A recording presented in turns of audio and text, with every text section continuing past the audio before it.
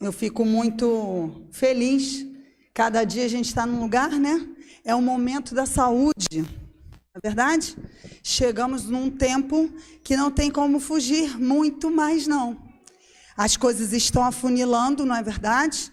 E a pandemia traz aí uma necessidade agora, então, no nosso dia a dia, de aplicar os nossos conhecimentos, o que a gente tem bíblico, não é? E do Espírito de Profecia, aplicar isso na prática, no dia a dia, em nossas casas.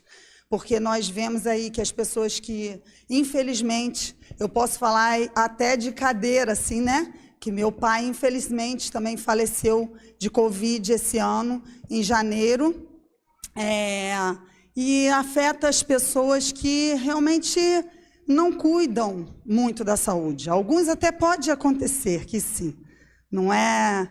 Mas o que a gente vê na estatística, infelizmente, é o que tem acontecido.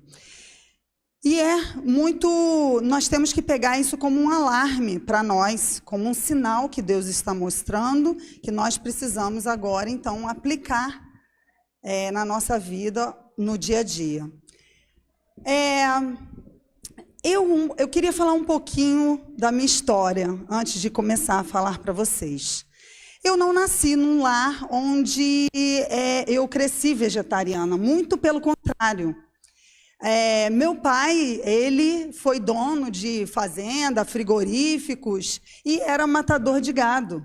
Então, eu sou a ovelha negra ali da família, sabe? Eu fugi do esquema. O esquema era a venda, era comer, né? E sempre comer muito, sabe? Minha mãe cozinha divinamente bem. E aí a família sempre com mesas fartas e comida, muito leite condensado, muita manteiga, muita gordura.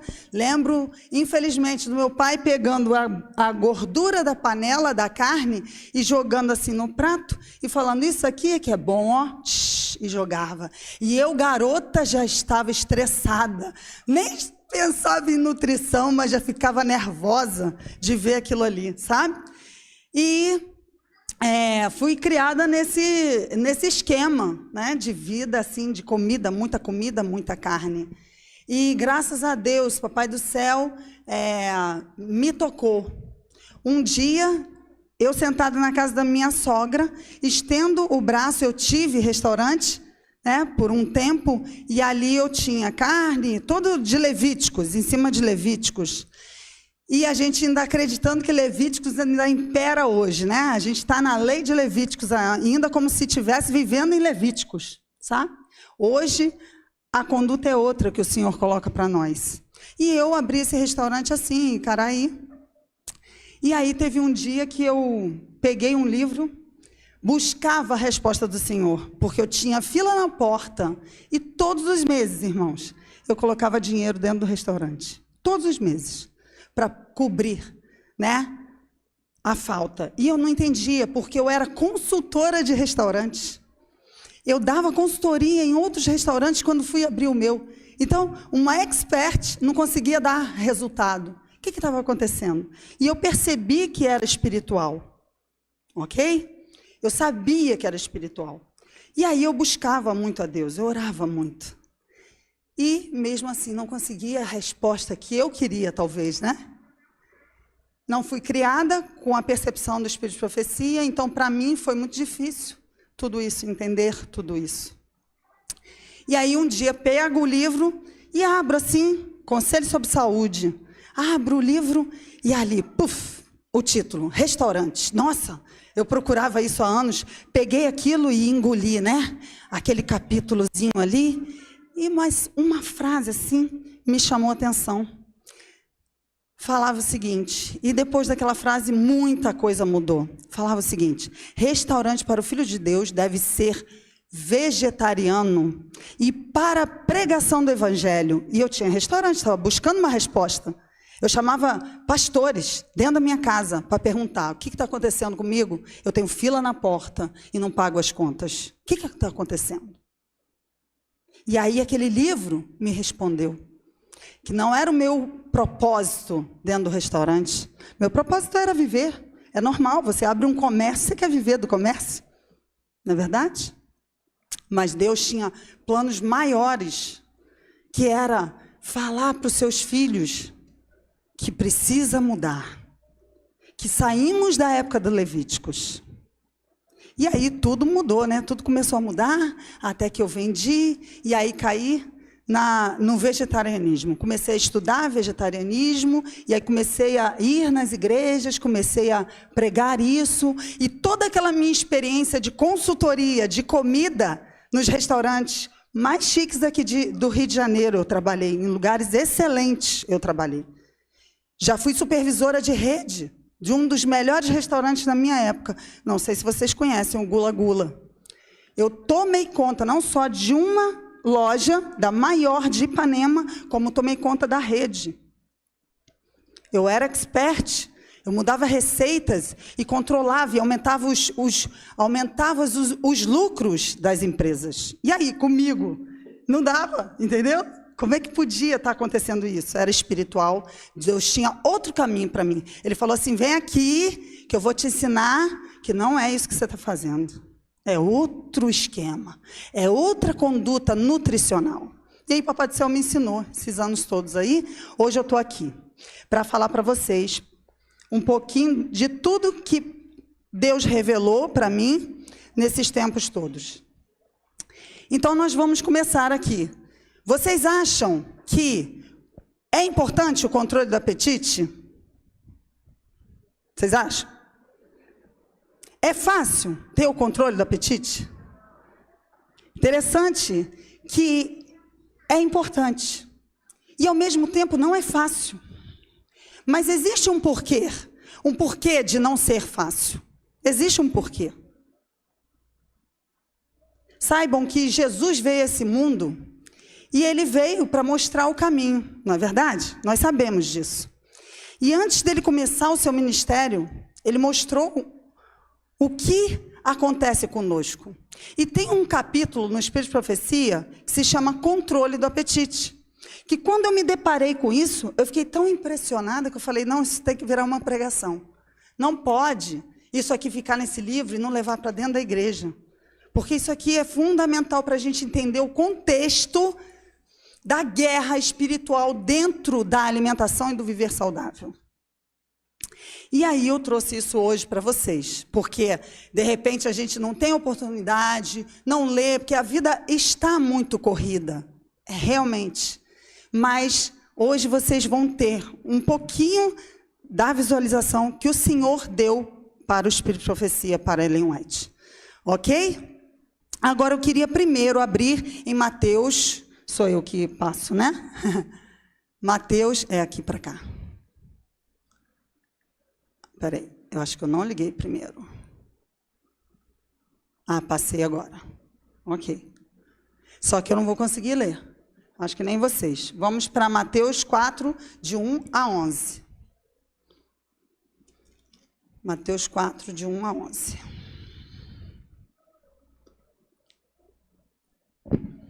Eu gostaria de fazer uma prece antes da gente ler a palavra do Senhor, para que Ele possa abençoar todas as nossas mentes, a minha e a de vocês.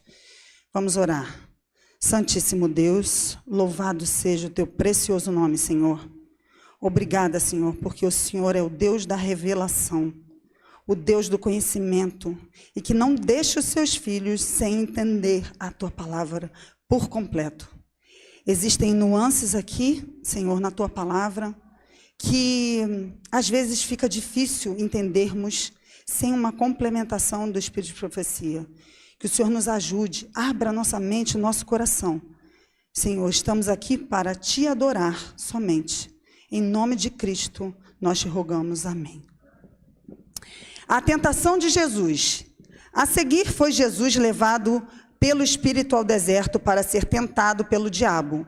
E depois de jejuar 40 dias e 40 noites, teve fome. Veja que Jesus aqui, a palavra aqui mostra que Jesus teve fome. Ele sentiu necessidade, ele jejuou, mas em sua humanidade é que ele foi tentado. Ele não foi tentado sem necessidade. Como nós, ele foi tentado. Se passássemos 40 dias sem comer, também teríamos fome. Então, Jesus foi tentado exatamente neste momento, onde na humanidade dele, ele estaria mais fragilizado. Mas o jejum, espiritualmente, ele mostra o poder, porque quando somos fracos, é que nos tornamos fortes através de Deus, não é verdade? Então aqui, Jesus veio mostrar a sua força espiritual pelo jejum, ok? Seguindo, então o tentador, aproximando-se, lhe disse: se és filho de Deus, manda que estas pedras se transformem em pães. Jesus, porém, respondeu: está escrito, não só de pão viverá o homem, mas de toda a palavra que procede da boca de Deus. Então o diabo levou a cidade santa e colocou-o sobre o pináculo do templo. E lhe disse: se és filho de Deus, atira-te abaixo, porque está escrito, aos seus anjos ordenará a teu respeito que te guardem. Eles te susterão nas suas mãos, para não tropeçares em alguma pedra. Respondeu-lhe então Jesus: também está escrito, não tentarás o Senhor teu Deus. Levou ainda o diabo a um monte muito alto, mostrou-lhe todos os reinos do mundo e a glória deles, e lhe disse: tudo isto te darei, se prostrado me adorares. Então Jesus ordenou: retira-te, Satanás, porque está escrito, ao Senhor teu Deus adorarás, e só a ele darás culto. Com isto deixou o diabo, e eis que vieram os anjos e o serviram. Então, esse capítulo do Espírito de Profecia, ele fala que todas as tentações se derivam dessas 3 principais tentações que Jesus passou. E que todos nós seríamos tentados.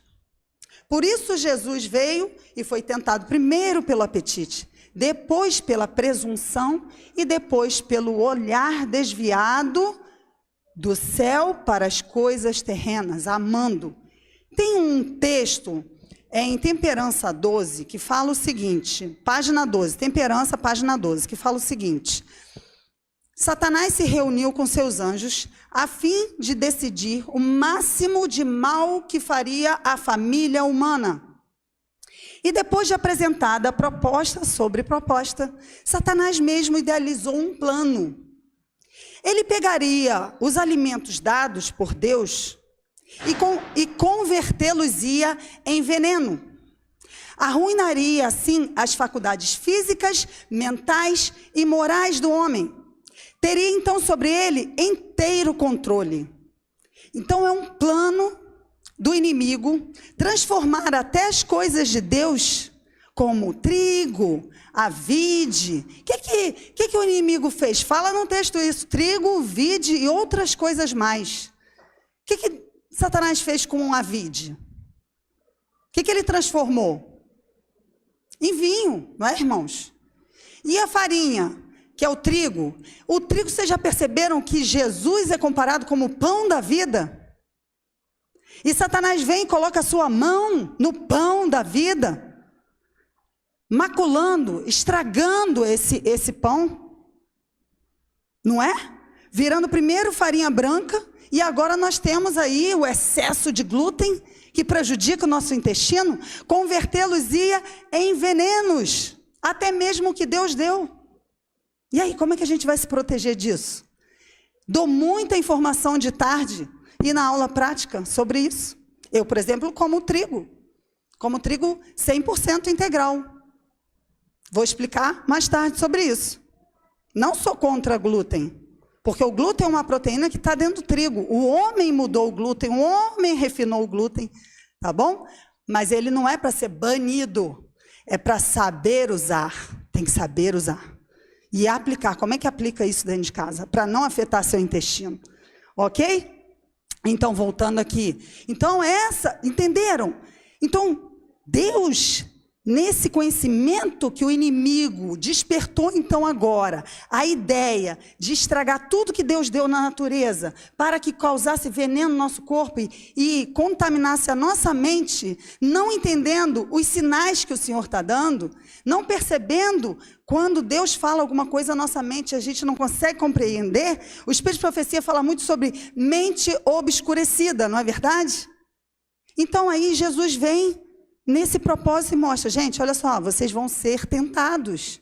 A primeira tentação será o apetite. A segunda, quando o seu apetite começa a se deturpar, você começa a contaminar o seu sangue. E aí seu sangue faz o quê? Obscurece. E torna-se presunção. Então você começa a achar que você pode, que você deve, que você pode, você domina a sua vida. E aí depois você começa o quê? A já nem querer mais. Mas é uma coisa de comer uma pizza e acontecer isso? Não. Aí eu vou mostrar para vocês aqui agora, são civilizações. Deixa eu ler isso aqui um pouquinho antes para vocês. A saúde e a santificação, uma relação muito próxima. O regime tem muito que ver com a disposição de entrar em tentação e cometer pecado. Página 52. O Senhor está falando isso. Que o regime tem muito que ver com a disposição de entrar em tentação e cometer pecado. Página 52, Conselho sobre Regime Alimentar. Devemos aprender que condescender com o apetite contribui o maior embaraço ao cultivo do espírito e à santificação da alma. É muito sério isso, para a gente não ligar. O uso de estimulantes antinaturais é danoso à saúde e tem influência obscurecedora sobre o cérebro, tornando-lhe impossível apreciar as coisas eternas. Os que acariciam esses ídolos não podem retamente avaliar a salvação que Cristo operou por eles. Não sou eu que estou falando, irmãos, é Deus falando. Se te incomoda, peça a Deus, porque é lógico que me incomodou também. Então, a gente não pode, e pode incomodar ainda também, a mim também, mas é o Senhor falando. E Deus coloca para nós como filhos, Ele quer nos corrigir. Ele está aqui sempre para isso, para falar, o caminho é esse aqui, ó, vai por ali, não está muito bom aqui, vai, segue. E aí, Giovana, você não está exagerando com esse texto de ídolos, comida virar ídolos? Então, vamos lá. Na minha prática clínica, eu peguei um paciente com câncer de intestino. Não evacuava mais, não levantava mais, a casa no segundo andar, o quarto no segundo andar, não descia. E em menos de um mês, mudei a dieta, né? E aí, vegetarianismo, muita fruta fresca, muita fibra. E aí já começou a andar, já começou a melhorar, a evacuar, que não evacuava. E começou a controlar tudo, começou a ter domínio.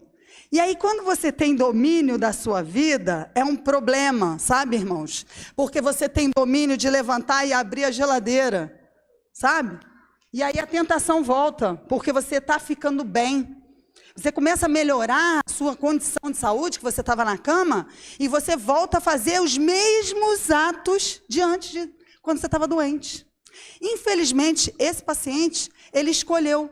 Ele virou para a família e falou assim, eu já vou morrer mesmo, eu prefiro morrer comendo o que eu gosto. Isso é ídolo, entendeu? Você escolher, e Deuteronômio 30:15, a partir de 15 a 20, fala que Deus coloca a vida e a morte, a bênção e a maldição, escolhe, pois, a vida. Deus pede, escolhe a vida. E ele escolheu a morte, ele escolheu comer, ele voltou para a prática que estava adoecendo ele. Infelizmente, em um mês depois, eu tive da família que ele havia falecido de câncer. Ok?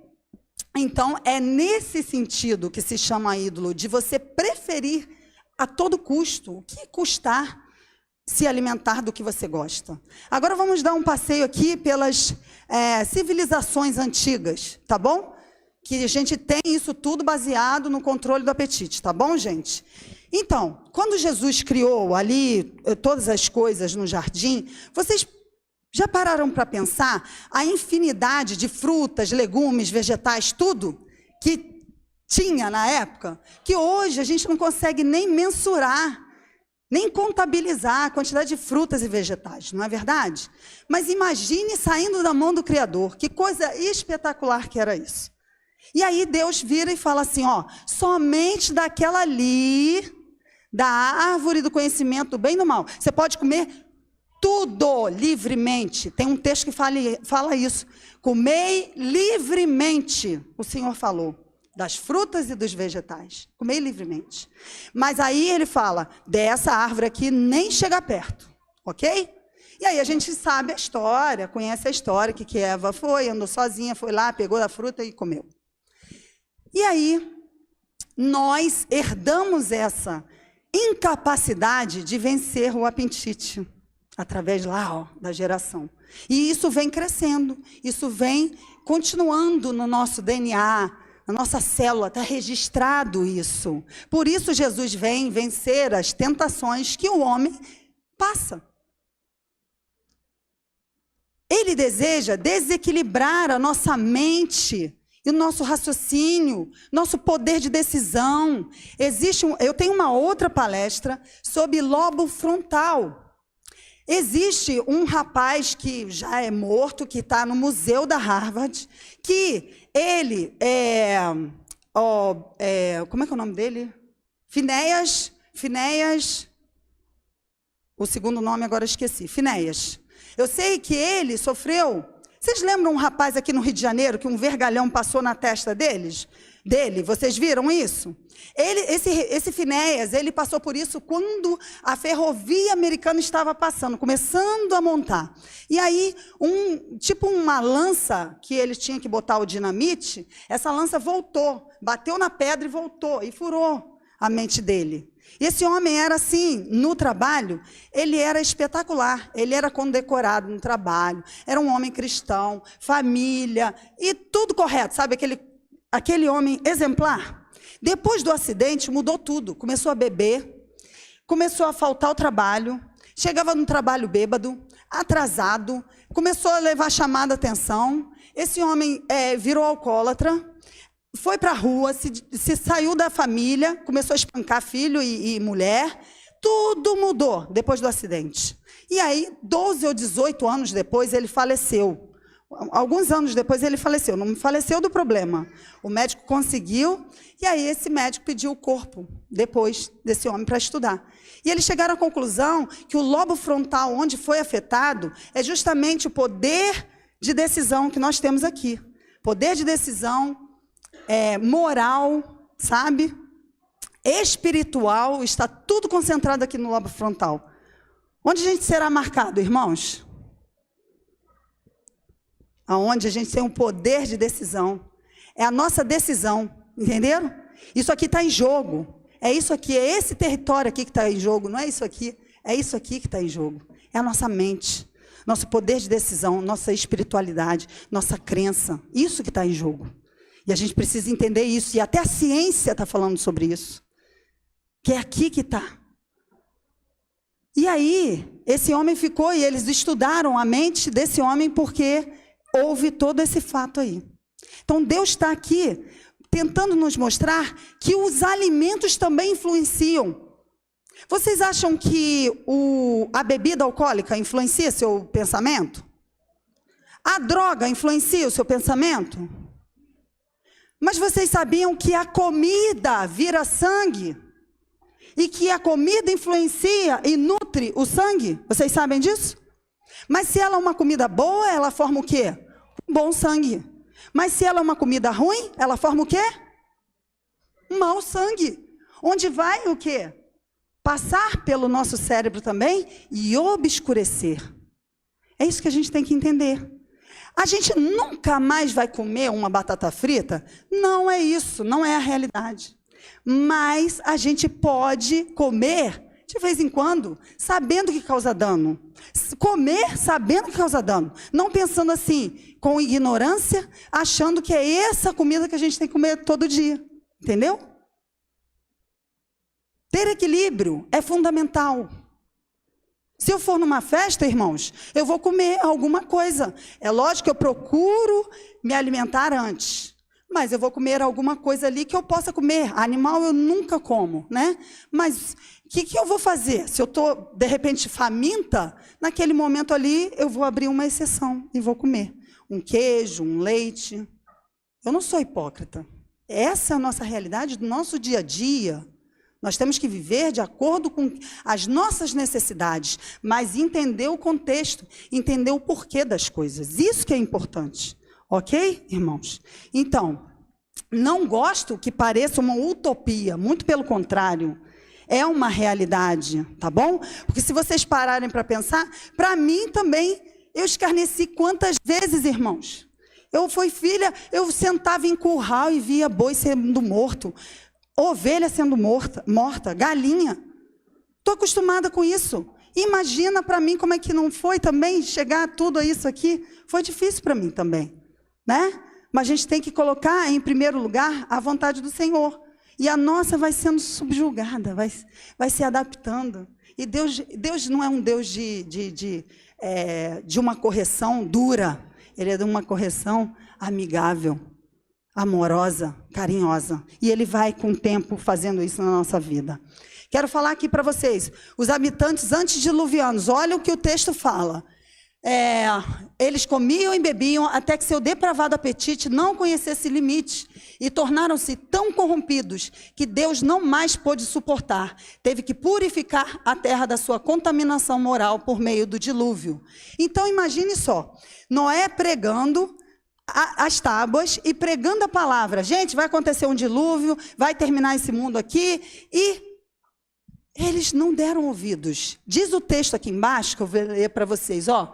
Pois assim como nos dias anteriores ao dilúvio, comiam, bebiam, casavam e davam-se em casamento, até o dia que Noé entrou na arca, e não o perceberam, até que veio o dilúvio e os levou a todos. Assim será também a vinda do Filho do Homem. Então o texto bíblico fala o quê? Que como foi no Noé, que comiam, bebiam, casavam e se davam em casamento, vai ser também agora nessa época, na vinda de Jesus, que não o perceberam.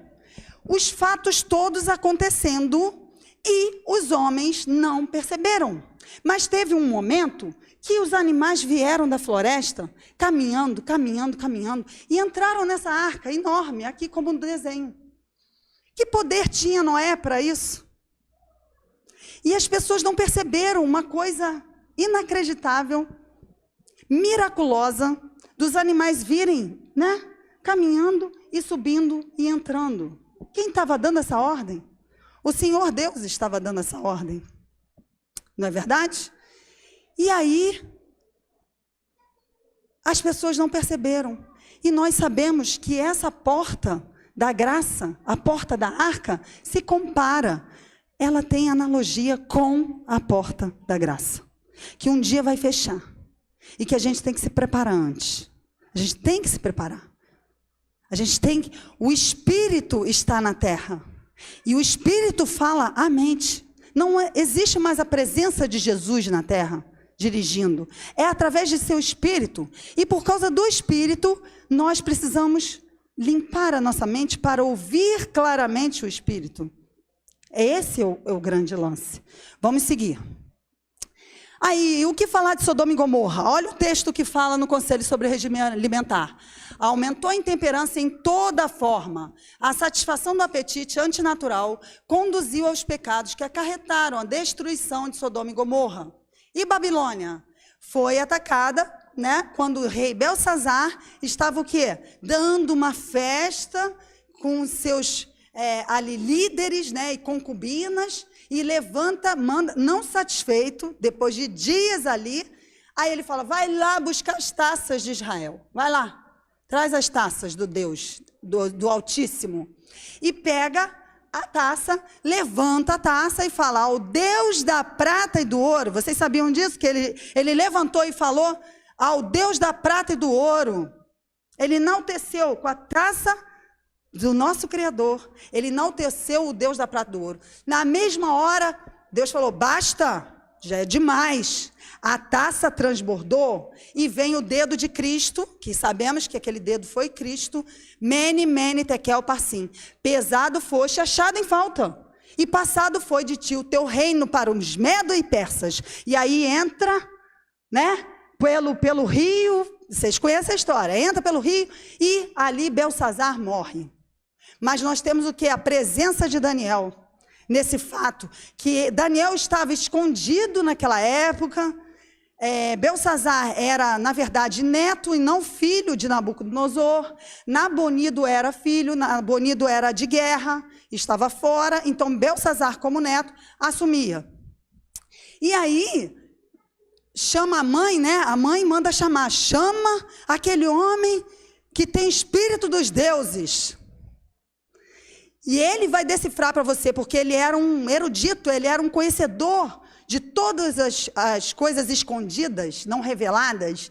Traz esse homem para ler. E Daniel entra em cena de novo e lê. Mas, quanto tempo eu tenho ainda? Quanto tempo? 10 para as 11? Sabe? 20 minutos ainda? Ah, beleza, já estava preocupado. Então, a gente pode conversar um pouquinho sobre o texto de Daniel. Vamos ler? Vamos abrir Daniel?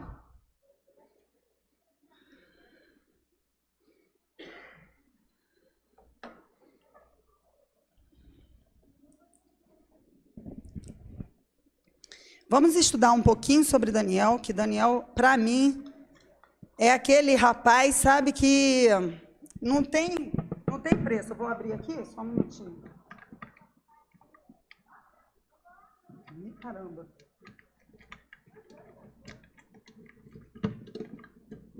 Tá bem agarradinho. Ok.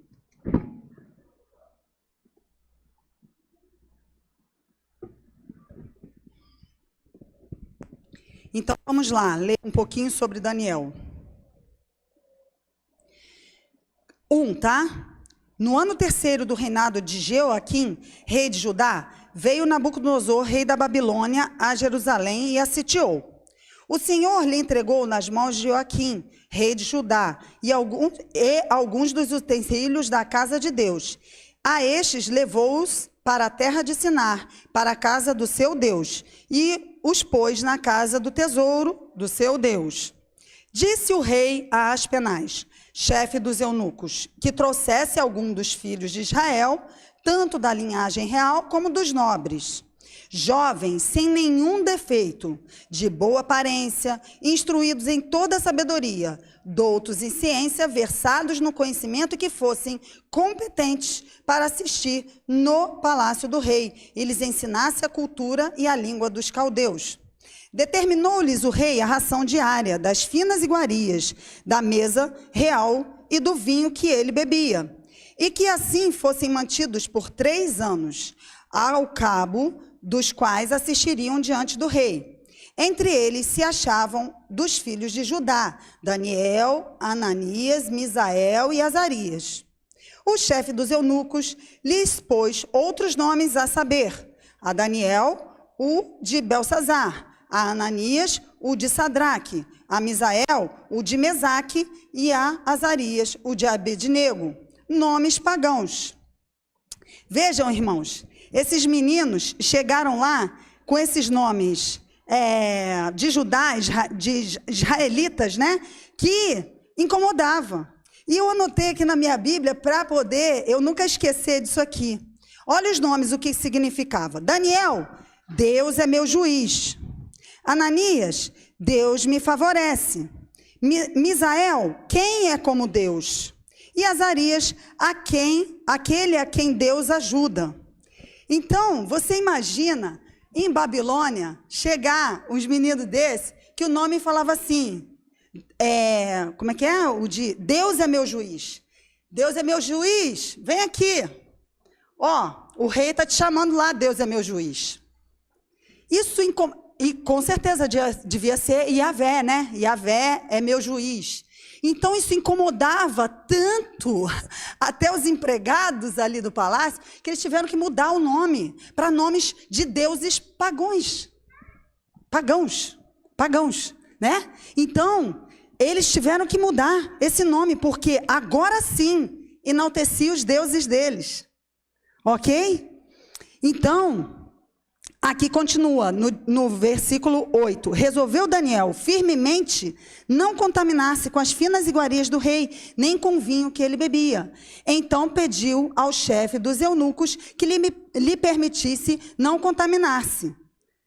Ora, Deus concedeu a Daniel misericórdia e compreensão da parte do chefe dos eunucos. Disse o chefe dos eunucos a Daniel: tenho medo do meu senhor, o rei, que determinou a vossa comida e a vossa bebida, porque, pois, veria ele o vosso rosto mais abatido do que dos outros jovens e da vossa idade. Assim, poríeis a mim em perigo, a minha cabeça para com o rei.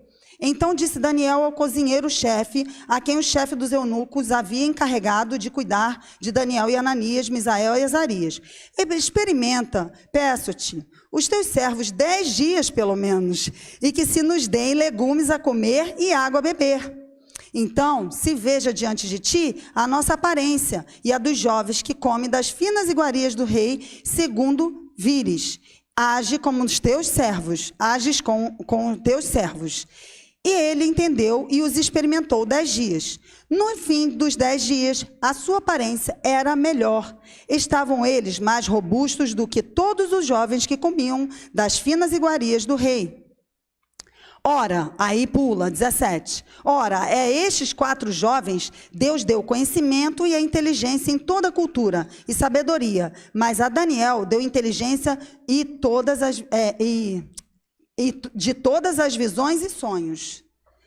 Pulando, 19. Então o rei falou com eles, e entre todos não foram achados outros como Daniel, Ananias, Misael e Azarias. Por isso passaram a assistir diante do rei. Em toda a matéria de sabedoria e de inteligência, sobre o que o rei lhes fez perguntas, os achou 10 vezes mais doutos do que todos os magos e encantadores que havia em todo o seu reino. Daniel continuou até o 1º ano do rei Ciro. Gente, a história de Daniel é surpreendente, porque se você for entender profundamente aqui, Daniel sai da sua terra, onde foi dizimada, onde muitas pessoas foram mortas, e aí vocês sabiam que de Judá para a Babilônia tem mais ou menos 1.600 quilômetros de distância? Daniel sai como escravo, caminha, dizimada a cidade, né? Como prisioneiro, ele sai caminhando até Babilônia. Não foi de carruagem. Escravo não vai de carruagem, vai a pé, algemado, né? E aí segue até Babilônia. Chega lá, tem a surpresa de que para ficar no reino, para ficar no palácio, vamos abrir em Isaías 39, 5, para a gente conferir isso aqui que eu vou falar. Isaías 39, 5. Depois a gente volta para lá.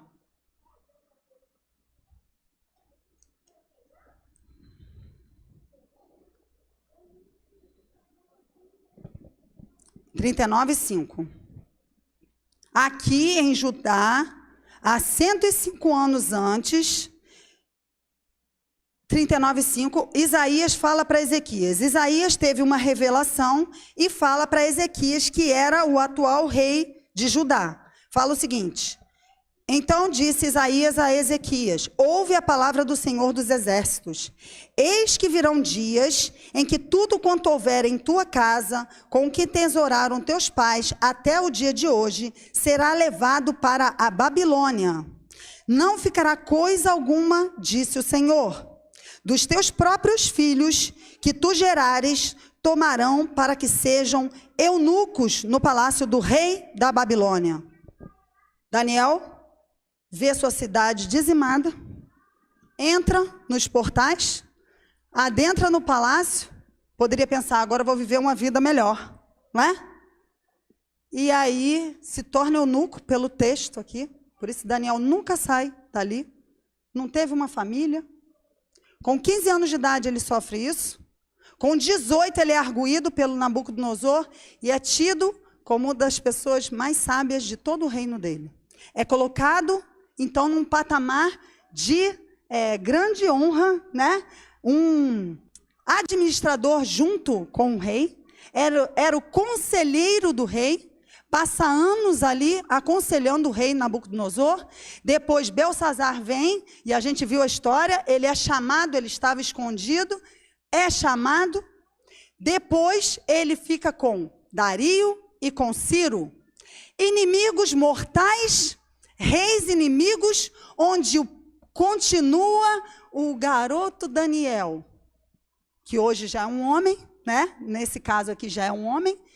E aí ele fica conselheiro desses outros reis.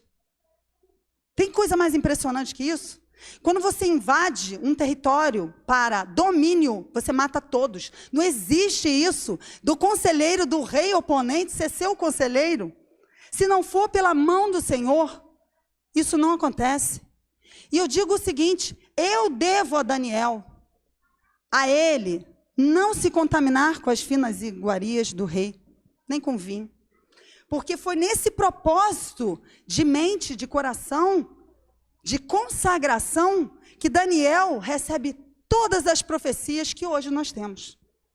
Foi através dessa mente pura, purificada, que hoje nós conhecemos o final dos tempos. E o que falta, irmãos? Onde estamos na estátua de Daniel? O que falta da estátua dele? Porque as coisas foram cumpridas. E eu acho assim mais maravilhoso ainda, sabe o que é? Que Daniel não entendia nada. Ele tinha revelação e não compreendia a revelação. Mas Deus foi tão maravilhoso com ele, sabe, Lima? Que Deus permitiu ele ver a segunda parte da estátua. Ele poderia ter morrido, concorda? E não ter sido revelado para ele. Mas Deus, quando escolhe aquelas pessoas que são para seguir para a humanidade, para a sociedade geral, ele tem um carinho da revelação. Ele tem um cuidado especial para revelar coisas que muitas vezes a gente nem entende. E Deus deixou Daniel ver que a estátua que ele viu em sonho estava acontecendo com os reinos. E ele pôde ver o reino Medo-Persa dominando o reino da Babilônia. A cabeça de ouro virou o tronco de prata. Ele viu isso. E ele começou a entender, perceber que o que ele tinha sonhado era a realidade, não era um sonho, era uma verdade que Deus tinha revelado a ele. E glória a Deus, porque Daniel teve firmeza. Agora eu quero ler para vocês. Vocês sabem que o livro de Daniel é o livro do tempo do fim. Capítulo 12 agora. É o texto, é o o livro que eu quero dizer. É o livro do tempo do fim, junto com o Apocalipse. Nós sabemos disso. Eles estão juntos, não é verdade? A gente não estuda isso? Então, meu povo, e o Gênesis? Para onde a gente vai voltar depois de Apocalipse, gente? Para onde a gente vai voltar? Gênesis. Vai ser restaurado o Gênesis, não é? Não é isso? Então, estão os três juntos. Gênesis, Daniel, Apocalipse. Juntou. Saiu do Apocalipse de Daniel, voltou para Gênesis. É essa a restauração que Deus quer fazer na terra. E aí, depois que a gente fechar aqui, eu vou ler Gênesis para vocês. Vamos lá, quero ler capítulo 12, 4. Tu, porém, Daniel, encerra as palavras e sela o livro, até o tempo do fim. Muitos o esquadrinharão, e o saber se multiplicará. Nós sabemos, né? Que o saber se multiplicará. Calma, Daniel, você não está entendendo tudo isso que você sonhou. Toda a revelação não é para você agora nesse tempo. Você não vai conseguir entender. Tenha paciência, fecha esse livro, sela isso, tudo que eu te dei, porque no tempo certo vai ser revelado. É o nosso tempo, tempo do fim. Tem dúvida disso? Não está revelado para nós o livro de Daniel? Já não está em conhecimento para nós? Que agora só falta o quê, irmãos? O que falta agora? A pedra, que vai bater no pé da estátua, vai esmiuçar todos os reinos e vai ser implantado o quê? O reino de Cristo. Não é isso que falta? Só falta a pedra, só falta a pedra. Eis os passos de um Deus que se aproxima. Não é verdade? A gente está ouvindo aí, ouvindo e vendo tudo que está acontecendo. Não é verdade? E aí vai destruir esse reino que está se formando agora também, e que o Senhor vai tomar o poder. Tu, porém, 13, vamos lá, 12, 13, tá? Tu, porém, segue o teu caminho até o fim, pois descansarás, e ao fim dos dias te levantarás para receber a tua herança. Amém? Então Daniel recebeu aquela palavra maravilhosa, quando estava na velhice, falou assim: Daniel, viva tranquilamente seus dias finais, viva tranquilamente, porque o seu galardão está certo. Você herdará a minha promessa. Tudo que eu tenho prometido para os seres humanos, para os meus filhos, você herdará. Fica tranquilo, descansa em paz. E o Senhor quer falar isso para nós. Ele deseja falar, fica tranquilo, que o seu galardão é certo. É o que mais o Senhor quer falar. Vamos lá em Gênesis. E aí o Senhor vai restaurar tudo. Olha aqui, vamos ler aqui, Gênesis 1, 28. Vocês mesmos falaram que a gente vai ser o quê? Restaurado. O Éden vai ser restaurado novamente. Então vamos ler o que era o Éden aqui no versículo 28 em diante. E Deus os abençoou e lhes disse: sede fecundos, multiplicai-vos, enchei a terra e sujeitai-a, dominai sobre os peixes do mar, sobre as aves dos céus e sobre todo animal que se rasteja pela terra. Mas o dominai aqui quer dizer preservai. Não é dominar e matar e comer. Sabe por quê? O texto não para por aqui em dominai. O texto continua e ele fala: e disse Deus ainda: eis que vos tenho dado todas as ervas que dão semente e se acham na superfície de toda a terra, e todas as árvores que há fruto, que dê semente, isso vos será para quê? Mantimento, para alimento. Então, o dominai não é o nosso dominai, e sim é o preservai, cuidai da terra, manter a terra. E assim, Deus fala, não é para vocês comerem, é para vocês comerem o que eu estou dando de frutos da terra, o que se chama frutos da terra. E aí, quando eu entendi isso também, eu tenho uma empresa de granola. E eu botei o nome Frutos da Terra, porque é dos frutos da terra que nós temos que viver. É um nome bonito, não é? É um nome bíblico. E eu tive uma época que eu tenho uma empresa de televisão, acho que lá para Goiás, com o nome Frutos da Terra. E a gente queria registrar a marca, e aí eu entrei em comunhão com Deus e fui clamar a Deus um novo nome.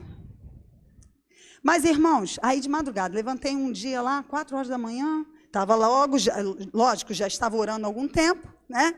E aí, aquele dia, Deus me despertou. E é muito bom quando Deus desperta você, Ele te chama, né? É muito bom, porque Ele tem algo para te dizer. Então, eu fui lá e abri Isaías. A primeira frase que eu li, o primeiro versículo, tinha ali, frutos da terra. Eu falei, não tem jeito, fechei a Bíblia, tá bom. Não vou mudar, não. Não posso mudar o nome, não tem jeito. Você buscando, eu imaginando, eu escrevendo vários nomes. E ali eu abro o primeiro. Tinha frutos da terra em Isaías. Eu abri assim, né? Acho que até Isaías 4, alguma coisa assim. Logo no início. Eu abri sem um texto fixo. E aí me dei de cara com a palavra que eu estava buscando trocar. Não tinha como, né? Então, a gente tem que ter a percepção do Senhor que está falando. Não é o que a gente quer, é o que Ele manda, né? Continuando aqui o verso. 30. E a todos os animais da terra, e a todas as aves do céu, e a todos os répteis da terra, em que há fôlego de vida, toda a erva verde lhe será para mantimento. E assim se fez. Então, irmãos, até o animal não comia animal. Ninguém comia. E isso vai ser restaurado. Nós sabemos Isaías, que fala sobre isso, que a criança vai meter a mão não é caverna, é no buraco da cobra, não é? Ali, na terra, vai meter e não vai ser picada, porque a harmonia vai ser plena, a harmonia. Então, os animais, eles não vão ser mais agressivos. Isso acontece por causa do pecado. Agora, a gente, com essa mídia, a gente consegue ver animais fazendo carinho em animais. Vocês já viram isso? É incrível como é que a criação ainda deseja ainda a paz e a harmonia. Mas nós instigamos, o ser humano ainda está muito, né, pecaminoso, não está compreendendo que a gente precisa preservar, a gente precisa cuidar. E aí, muitas vezes, as pessoas falam assim, mas Jesus comia peixe, Jesus comeu, né, veio em Abraão ali, visitou Abraão e comeu do gado ali, do bezerro. É verdade. Jesus, em nenhum momento, a função de Jesus foi falar sobre a alimentação. Qual foi a função de Jesus aqui na terra? Qual foi? Representar o Filho, né? Representar a Deus, o Pai. Salvar-nos do nosso pecado. Subir numa cruz por escolha. Jesus não foi açoitado sem escolha. Jesus não foi maltratado, cuspido, escarnecido, ferido. Tudo projetado na Bíblia. Tudo em perfeita sequência. Foi uma escolha de Cristo subir na cruz. Ele veio para essa função. Ele não veio para pregar alimentação. E, pelo contrário, ele tinha que viver a vida do judeu. Ele tinha que viver. Porque, senão, aqueles que não criam iam falar, era por isso, ele era, né? Porque ele era um cara isolado, como João Batista, entendeu? Então, ele era meio descontrolado. João Batista era um homem que veio, né, abrir o caminho e que viveu no deserto, viveu com roupas pobres, isso que significa para ofender os líderes. Era essa a intenção dele, mostrar que a vida com Deus não era aquela regalia, aquela pompa e aquela riqueza, não era aquilo, tá? E ele ofendia sempre os líderes por causa disso, porque ele vivia uma vida baseada na vontade de Deus. E outra coisa, irmãos, ele não comia gafanhoto, animal, inseto, tá? Se vocês lerem o Espírito de Profecia, gafanhoto é alfarroba. Vocês conhecem alfarroba? Vou trazer hoje mais tarde aqui para vocês. É uma vagem. Alfarroba é uma vagem onde, sabe o filho pródigo? Ele comeu vagem de alfarroba. Os porcos, isso era comida de porcos e de pobres, entendeu? Naquela época. E aí, João Batista, para agredir, comia isso. Comia alfarroba. Como assim? Manga de camisa e manga de fruta. Sabem? É a mesma coisa. Lá se comia, no judeu, eles comiam gafanhoto. E João Batista comia o gafanhoto com o outro, entendeu? Ele sempre enfrentando eles. Ele comia o gafanhoto vegetal e eles comiam o gafanhoto inseto. João Batista foi criado nos princípios alimentares, vegetariano. Sempre foi. E não comeu gafanhoto inseto. E mel, outra coisa. Já tive pesquisando sobre mel. Mel provavelmente era tâmaras, porque não tinha colmeia. Ele vivia no deserto. E não tinha colmeia no deserto, porque não tem flor, só de cactos. E cactos é um dia, né? Ela abre e fecha em 24 horas. Não tem como fazer mel de flor de cactos. Então, na beirada lá do deserto, tem tâmaras, tamareiras. Provavelmente era o mel de tâmaras, que hoje já se usa muito. Ok? Então, ele provavelmente fazia o mel de tâmaras e era fruta alfarroba. Tá bom? Que Deus nos abençoe, que Deus abra a nossa mente para a gente entender que o plano de Deus é vida em abundância e não restrição. Sabe, irmãos, as pessoas passam a vida inteira comendo o que querem. Quando chega a doença, aí fica desesperado e vai buscar. Mas Deus é tão maravilhoso. Aqui falou quanto tempo Daniel comeu, gente? Quanto tempo Daniel comeu? Aqui no texto fala o quê? 10 dias. Deu resultado em 10 dias.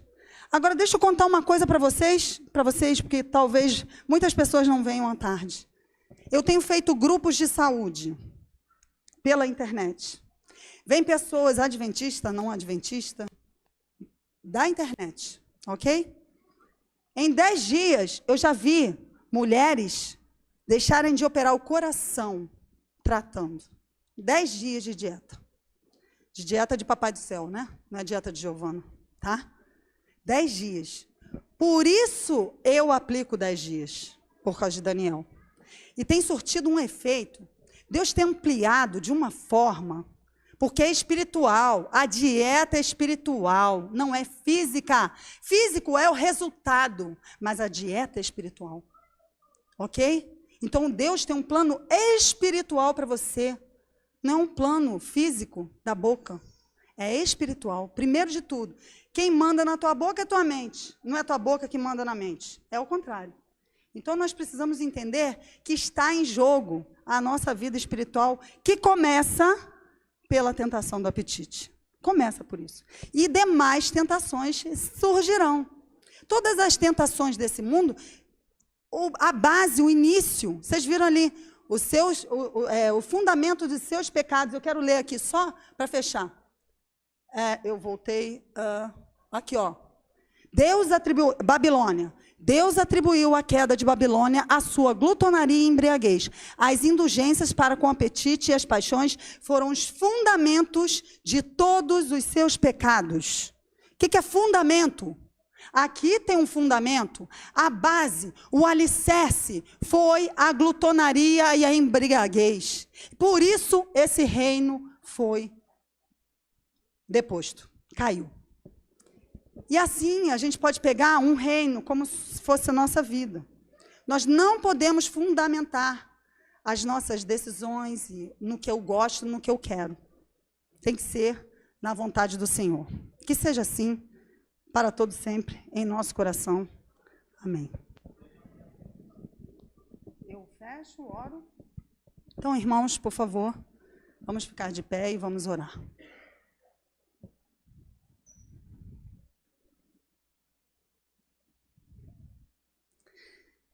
Santo, santo, santo.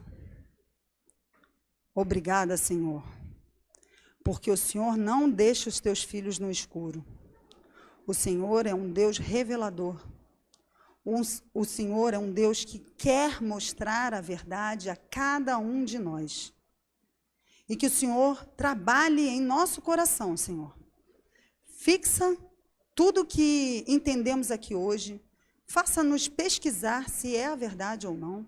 E dirija a nossa vida. Precisamos de Ti, Senhor, no leme do nosso barco. Precisamos que o Senhor pegue. Muitas vezes, Senhor, é difícil ter o livre-arbítrio, porque às vezes nós não conseguimos escolher o certo. Mas que o Senhor molde o nosso coração e nossa mente. Estamos no finalzinho dessa terra, sabemos disso. Por isso, Senhor, precisamos mais do que nunca de Ti à nossa frente. Dirija-nos aonde formos e também estende essa bênção para toda a nossa família. Não queremos estar contigo somente nós, mas a nossa família precisa também para nos alegrar o nosso coração. Em nome de Cristo nós te rogamos. Traga-nos à tarde também. Em nome de Jesus. Amém, Senhor.